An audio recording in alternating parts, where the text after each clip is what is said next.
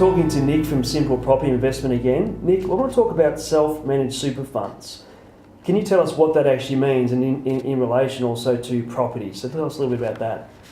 Absolutely. Well, self-managed super funds now have the ability to borrow to purchase investment real estate. So traditionally this has been business owners buying the premises perhaps that they trade from, but now it's opening up to the mums and dads that want to have their retirement funded by bricks and mortar by having a tenant paying the rent. So the way it works is the client can roll their existing super into what we call a self-managed super fund. So this could be a husband and wife, or it could be other family members, up to 4 members in the super fund. The existing super balances would then be used as the deposit and purchase costs of an investment property, and then the employer contributions of each member, any salary sacrifice they make, can be used to pay off the mortgage, as well as the obvious of the rent can fund the running costs of the property and cover mortgage as well. Okay, that sounds pretty good.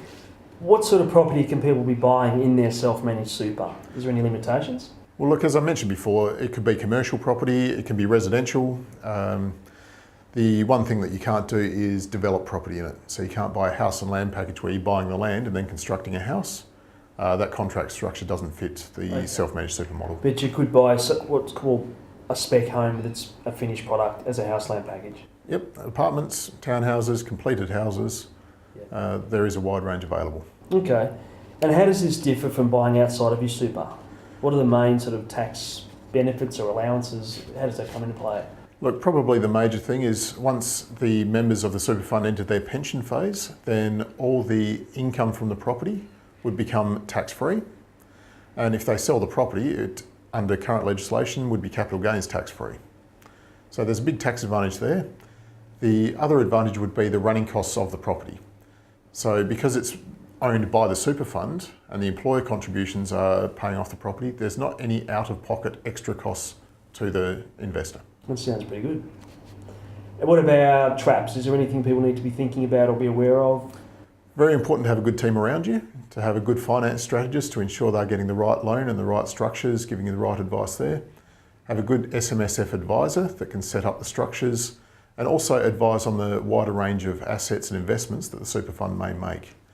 Having a good property professional that will go out and do the legwork and help facilitate the process. Of course, that's where Simple Property Investment comes in. But also having the accounting side taken care of, that all the auditing and tax considerations are taken care of. Okay.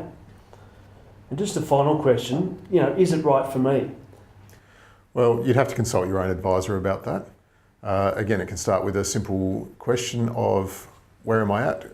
Could I do this? What sort of assets would be available if I were to invest in super? But it comes down to personalised investment strategy. If it's something you want to take control of, then it's certainly worth having that conversation. Fantastic. Thanks, Nick.